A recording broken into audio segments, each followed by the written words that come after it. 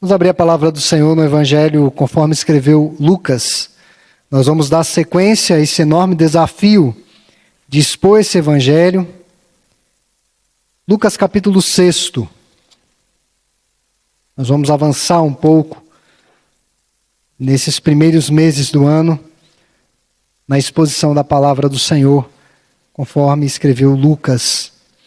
Lucas capítulo 6, a leitura será a partir do verso 37 até o verso 42. Lucas capítulo 6, 37 até o 42 nos diz assim: Não julgueis e não sereis julgados, não condeneis e não sereis condenados, perdoai e sereis perdoados, dai e dar-se-vos-á, boa medida, recalcada, sacudida, transbordante, generosamente vos darão. Porque com a medida com que tiverdes medido, vos medirão também. Propôs-lhes também uma parábola. Pode porventura um cego guiar outro cego? Não cairão ambos no barranco? O discípulo não está acima do seu mestre. Todo aquele, porém, que for bem instruído, será como seu mestre. Porque vês tu o argueiro no olho de teu irmão, porém não reparas na trave que está no teu próprio? Como poderás dizer a teu irmão: Deixa, irmão, que eu tire o argueiro do teu olho, não vendo tu mesmo a trave que está no teu? Hipócrita, tira primeiro a trave do teu olho, e então verás claramente para tirar o argueiro que está no olho de teu irmão. Conta-se uma parábola, ou seja, ela não é verdadeira, é apenas uma parábola, de uma mulher que, da sua casa, observava a vizinha lavar as roupas e estendê-las no varal. E ela notava que aquelas roupas estavam sempre muito sujas. A vizinha lavava as roupas, pendurava no varal, e a que ficava observando dizia: Mas puxa, essa vizinha não sabe lavar roupa, não tem uma máquina boa, deve ter algum problema, talvez até de vista. E o tempo foi passando e ela foi se incomodando com aquilo, até que certo dia ela resolveu sair de sua casa para ir conversar com a vizinha, logo após a vizinha estender aquele tanto de roupa. E para sua surpresa, quando ela saiu de casa, ela se deparou com roupas bastante diferentes do que ela estava visualizando de dentro da casa. Roupas alvejadas, limpas, e ali secando ao sol. E ela ficou sem entender por que da minha casa eu estava vendo as roupas da vizinha tão sujas esse tempo todo. Quando ela olhou para a janela dela, estava absolutamente suja. Eram os óculos que ela estava enxergando a realidade. Ela não conseguia precisar com exatidão se as roupas da vizinha estavam bem limpas. Quando ela saiu daquela bolha, ela percebeu que as roupas da vizinha estavam bem limpas. Meus irmãos, esse texto nos fala do julgamento precipitado. Nós vamos falar a respeito disso essa noite. Mas antes eu quero situar os irmãos na localização desse texto, até porque já faz um tempo que a gente não trabalha aqui a nossa exposição. Esse texto faz parte do relato dinâmico de pregação e curas do Senhor Jesus Cristo. Fica evidente que Cristo não apenas prega, propala, fala, verbaliza, mas Cristo faz. Temos o Senhor Jesus em ação. Fica evidente que Jesus tem conhecimento e propriedade, poder. Chama-nos a atenção isso. O Senhor estava cercado por seus discípulos do círculo mais íntimo, os apóstolos, demais discípulos, e uma multidão repleta de necessidades não apenas físicas, mas emocionais e, sobretudo, espirituais. Todos procuravam tocá-lo. Verso 19 do capítulo 6 fala por que as pessoas procuravam tocar a Jesus. porque dele saía poder. Algo diferente estava acontecendo ali. Vimos no capítulo 6 que Jesus pregou as bem-aventuranças, o mesmo sermão registrado no Evangelho conforme escreveu Mateus, só que bem sintetizado. Lucas faz um registro resumido. Vemos que Jesus restaurou as vidas de muitas pessoas. Após falar sobre as bem-aventuranças, no verso 20 a 23, passa a falar sobre os 4 ais que ficarão fora do reino de Deus, versos 24 a 26. Os 4 ais de Jesus são direcionados aos ricos, aos fartos, aqueles que são cheios de justiça própria e não percebem a própria carência da graça de Deus. E veja se nós não vivemos num mundo em que as pessoas estão fartas. Às vezes você vai pregar o evangelho, a pessoa te ouve assim e ela pensa, não preciso disso para a minha vida. Eu estou muito bem. Eu estou farto. Eu estou cheio. Eu não preciso de Deus. Então, esses 4 ais são dirigidos aos fartos, aos que agora riem, que são os zombadores, que riem de tudo, que riem de todos, e aos que são louvados por todos. Eu colocaria aqui, numa explicação para a atualidade, os louvados por todos são os politicamente corretos, falsos profetas, recebem glória muito acima do que merecem, são os grandes ícones, os chamados especialistas. E não é assim no nosso tempo? Quantas pessoas louvadas, engrandecidas muito além do que realmente são, até mesmo endeusadas. Não, mas quem falou isso foi o doutor fulano de tal. Não, mas quem falou isso foi fulano de tal, foi um mestre tal que falou isso. Endeusadas muito acima do que realmente são. Obviamente que Jesus não está aqui condenando a riqueza e nem a fartura em si. O problema não é o dinheiro, o problema não é ter muito, o problema é como lidamos com isso. Os valores das bem-aventuranças são um claro contraste com os ais. Pobreza, se você olhar as bem-aventuranças, bem-aventurados os pobres, os que têm fome, os perseguidos, os tristes. Riqueza, abundância, divertimento e popularidade são valores caros nesse mundo que nós vivemos, mas não no reino. Portanto, as pessoas que o Senhor Jesus dirigiu os ais são exatamente o tipo de gente que a nossa sociedade admira e ovaciona na atualidade. É o tipo de gente que as pessoas seguem no Instagram.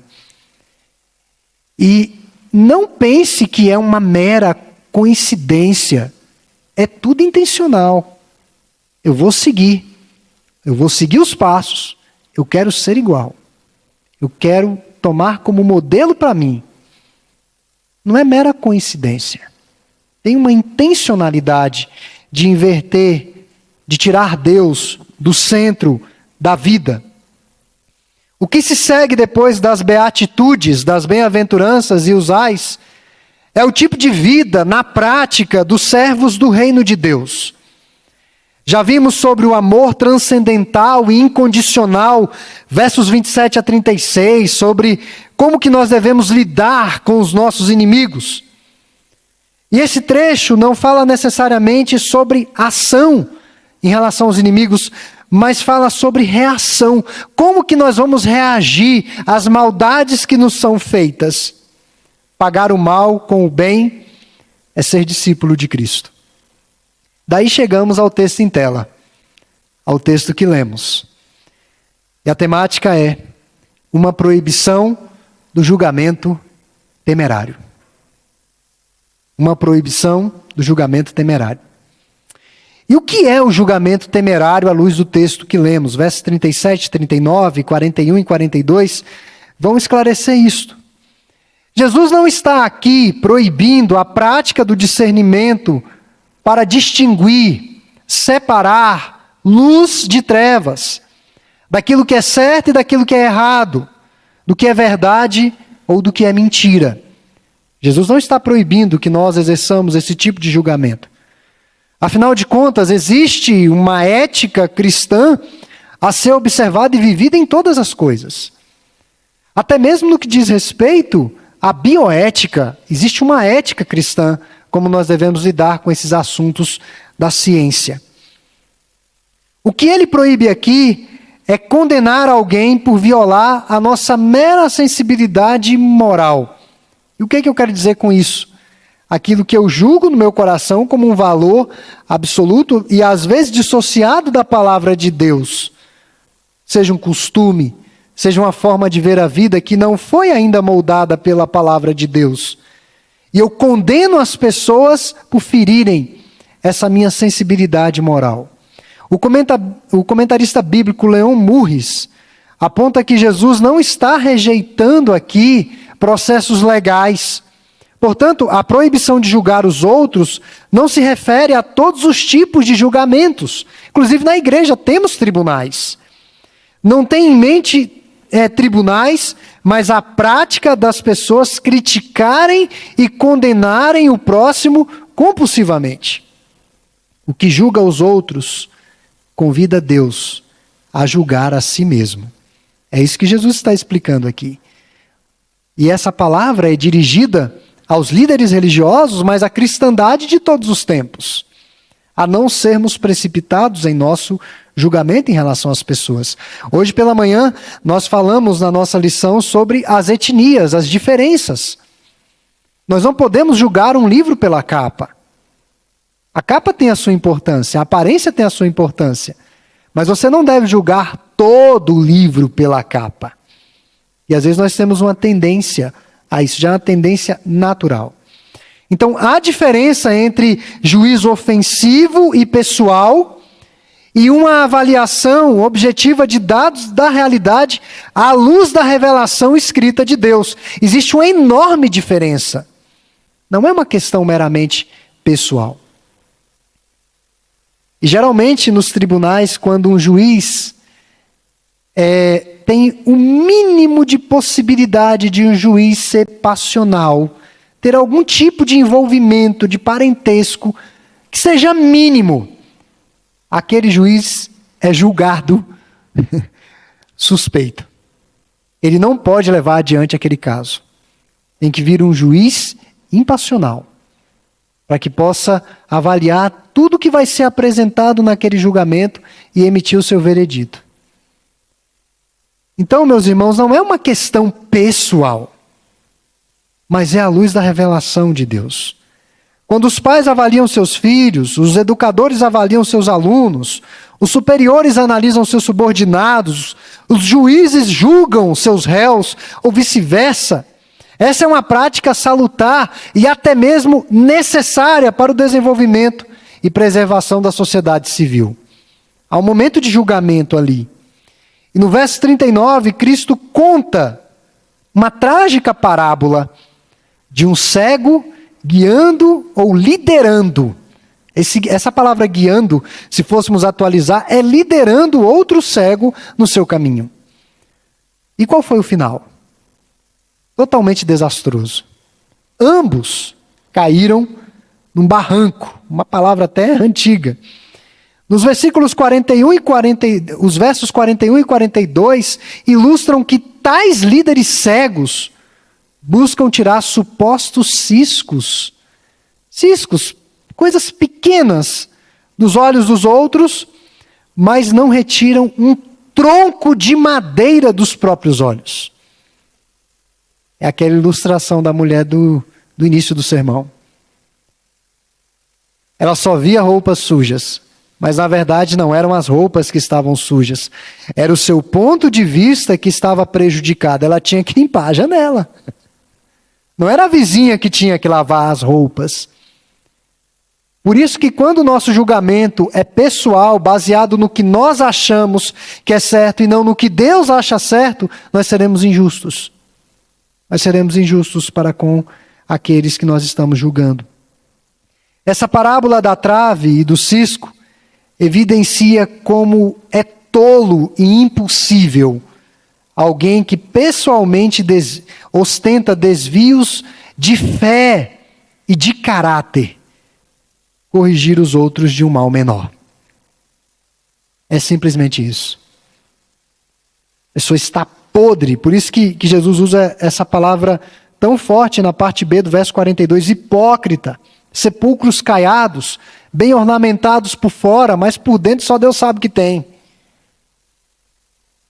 Então o julgamento não deve ser baseado naquilo que eu acho, que eu penso, e ter essa precipitação de julgar o livro pela capa.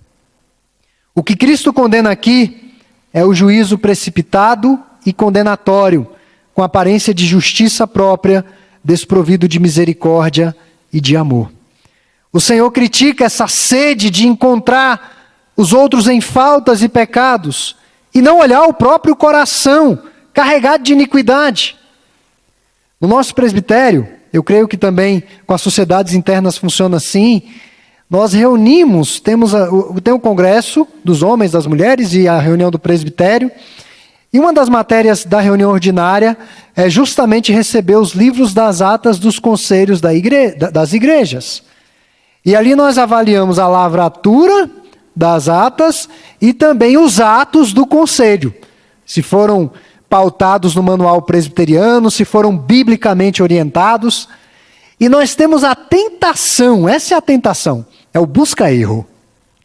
É o busca-erro. Você pega o livro de atas, deixa eu ver aqui, é uma formatação, não, tem alguma coisa errada. Quando você pega um livro de ata impecável, não, mas tem que ter algum erro, que eu tenho que apontar no meu relatório. Nós temos que deixar de lado, irmãos, essa questão de buscar sempre uma falha no outro. Sabe por quê? Nós vamos encontrar. Vamos encontrar. Não tem como evitar, nós vamos encontrar.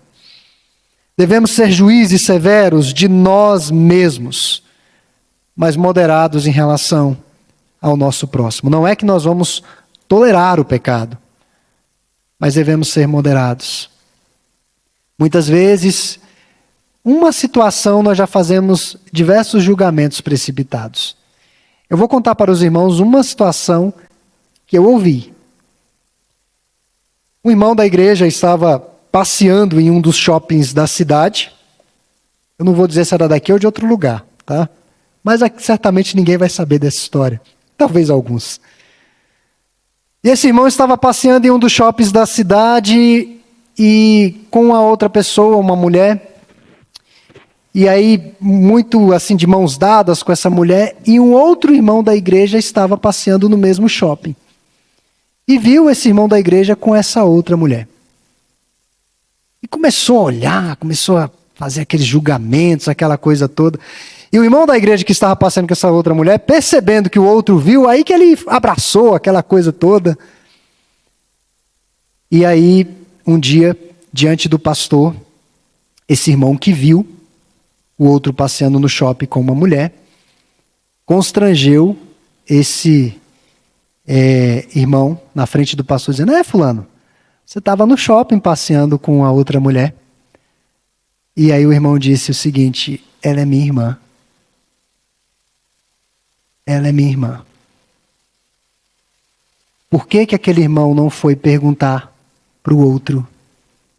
Por que aquele irmão já quis constranger e desmoralizar o irmão já diante de um juiz? Porque um pastor, um presbítero, já está numa posição de julgar certas situações. Não que ele vai julgar ali imediatamente, mas já está ali para moderar e já meio que filtrar aquela situação. Um juízo precipitado. E os irmãos nem imaginam o tamanho do constrangimento. Nem imaginam.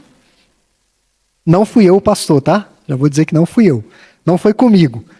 Isso é uma história verídica que eu ouvi. Não foi comigo. Então nem me pergunte quem é, não me pergunte. É uma história que eu ouvi e é verídica. Então nós devemos ser juízes severos de nós mesmos, do nosso coração, e moderados em relação aos nossos irmãos. Se eu vejo o irmão numa possível falta, eu tenho, como diz a Bíblia, ir lá, conversar com o irmão, esclarecer a situação, saber o que está havendo para julgar a situação e exortar aquele irmão. Daí sim, se o irmão continuar naquele caminho mal, é o que a Bíblia orienta, irmãos, é muito simples. Aí eu devo chamar um outro irmão para exortar. Se não der jeito, aí eu levo para a igreja, levo para o conselho. É assim que funciona. Mas muitos querem atalhos perigosos. O fato é que Jesus está mais interessado nas razões que nos levam a julgar o nosso próximo. E daí eu quero deixar essas indagações para nós nesse primeiro ponto. O nosso desejo, diante de um julgamento, é ajudar ou prejudicar? Diante das nossas motivações do coração. É acalmar, ou como diz uma colocação atual, ou tacar fogo no parquinho. Tem gente que parece que gosta de ver o circo pegando fogo. Será que a nossa postura é qual? É restaurar o caído ou apresentar a nós mesmos como melhores em comparação aos faltosos? Isso é até covarde. Isso é até covarde. Se achar melhor que o irmão faltoso. Isso é covardia. Isso não é cristianismo. Mas além de definir julgamento temerário e o seu perigo, uma outra consideração, a última, que eu quero fazer nesse texto está apenas no verso 38. Como julgar biblicamente? O verso 38 está aqui recheado de um simbolismo do mercado de cereais do Oriente Médio, onde a medida era sacudida, recalcada e transbordante. Explicando para os irmãos, quando você vai à feira, eu não vou mais comprar grãos à feira, compro grãos de outra forma, mas quando eu ia à feira, a pessoa pegava aquela latinha, colocava o grão e colocava numa sacola. E ela colocava solto. Como que eles faziam? Eles pegavam com a latinha, colocavam na sacola e pressionavam os grãos. Pressionavam para caber mais. E ia colocando e socando ali na sacola, para que ficasse bem pesado. Antes eu fazia bolo assim, dizia que era uma xícara de farinha, eu ficava empurrando a farinha. Aí disseram, não é assim não, vai dar problema. Então aí eu parei com isso. Mas é nesse sentido, a medida sacudida, recalcada e transbordante. É esse simbolismo que o Senhor Jesus está chamando aqui como ilustração. Porque com a medida com que tiverdes medido, vos medirão também. A mesmíssima medida. E quando fala vos medirão, é o próprio Deus, não são os outros, é o próprio Deus. Porque uma pessoa pode passar, entre aspas, incólume, sem ser descoberta com uma falta, um pecado de estimação, mas no dia da consumação vai ter que prestar contas com o Eterno. Está implícita aqui, irmãos, a lei da semeadura e da colheita. Por que o vendedor fazia isso? Por que ele pressionava a farinha na sacola?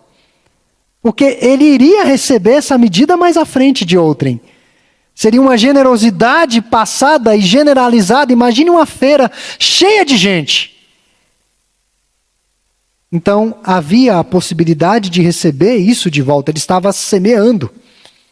E aqui está implícita a lei da semeadura e da colheita. Colhemos o que plantamos na proporção que semeamos, como diz Efésios 6:8. Se julgarmos os outros, seremos julgados. É o que o texto bíblico nos fala aqui. Se perdoarmos, seremos perdoados. Mas se condenarmos, seremos condenados. Mateus 18, 21 a 35 também vai tratar a respeito disso. Deus dará sem medidas quando amarmos sem medida. Deus tem medida maior do que a do homem. É sempre bom pensar dessa forma. Deus tem medida muito maior do que a minha e a sua. Então, se o seu juiz é severo, é covarde em relação ao próximo, saiba que o juízo de Deus é muito maior. Muito maior.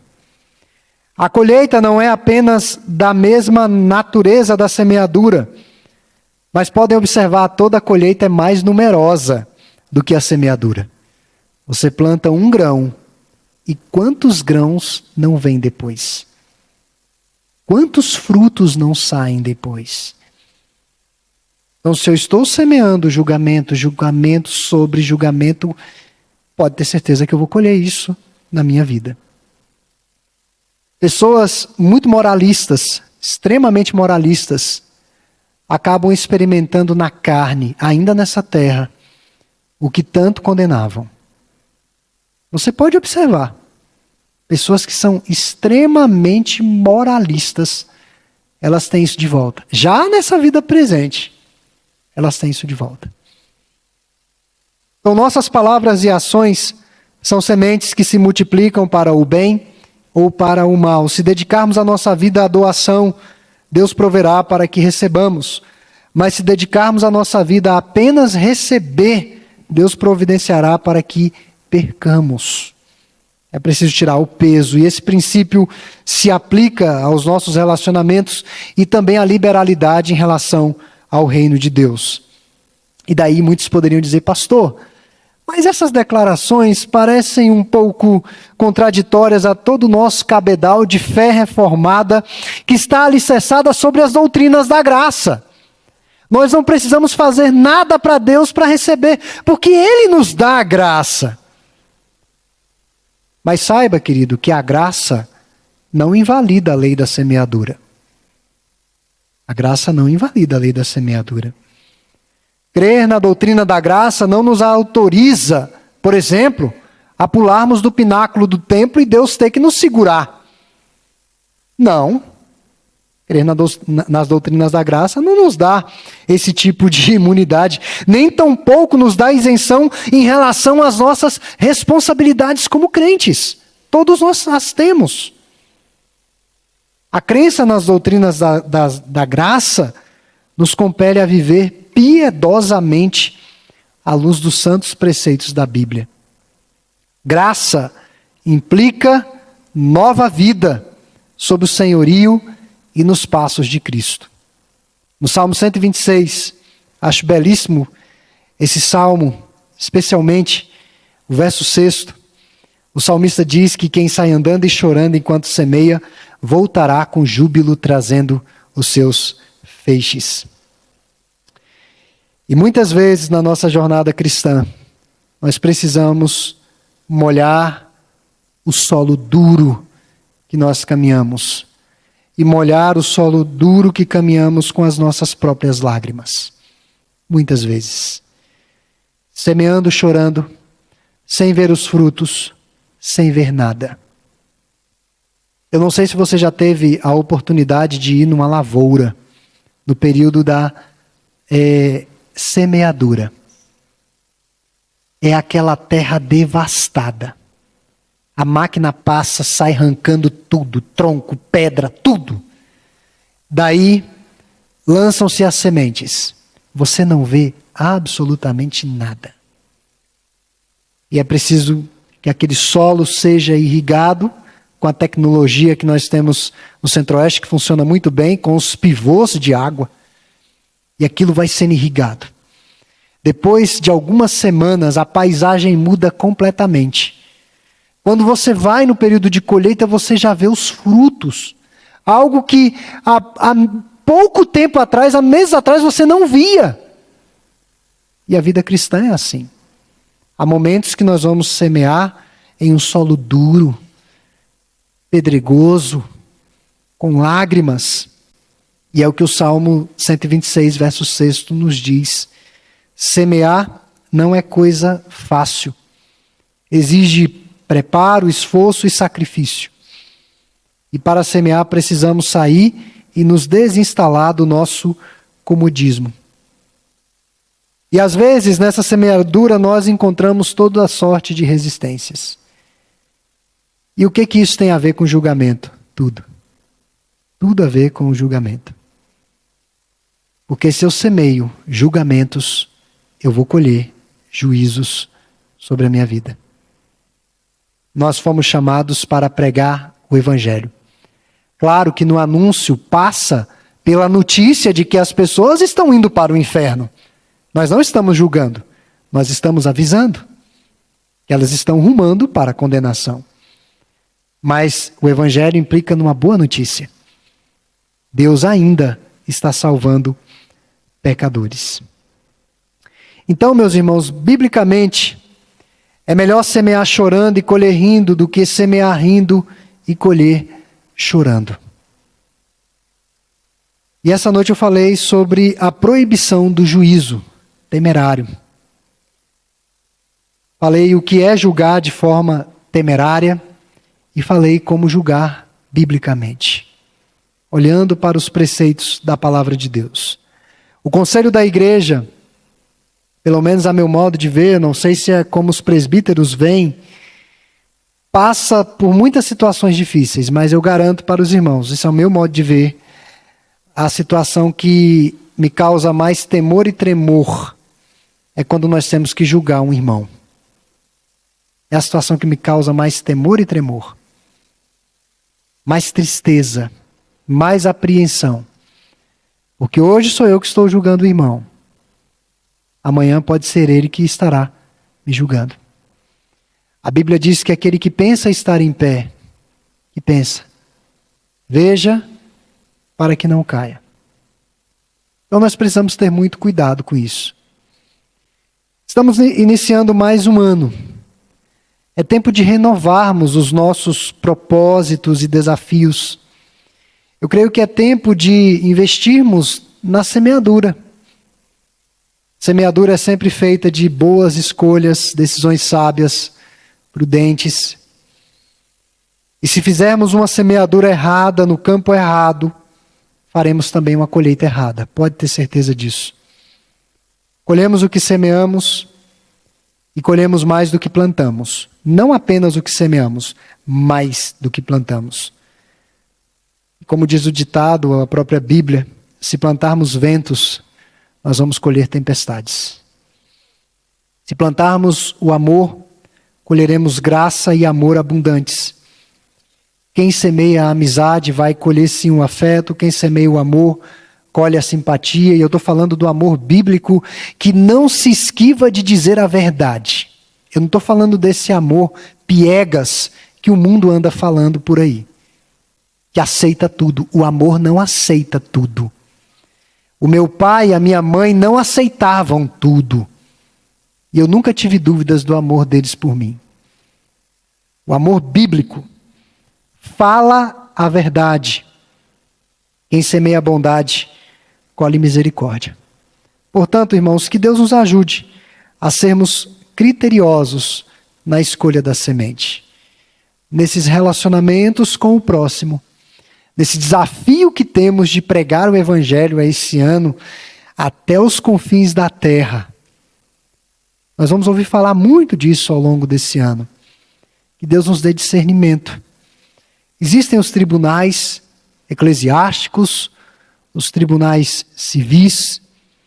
Deus colocou esses juízes para lidarem com algumas causas.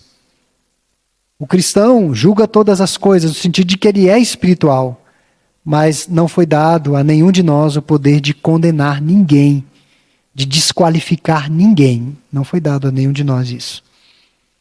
Nosso manual prevê claramente a possibilidade de exclusão do rol de membros por indisciplina obstinada.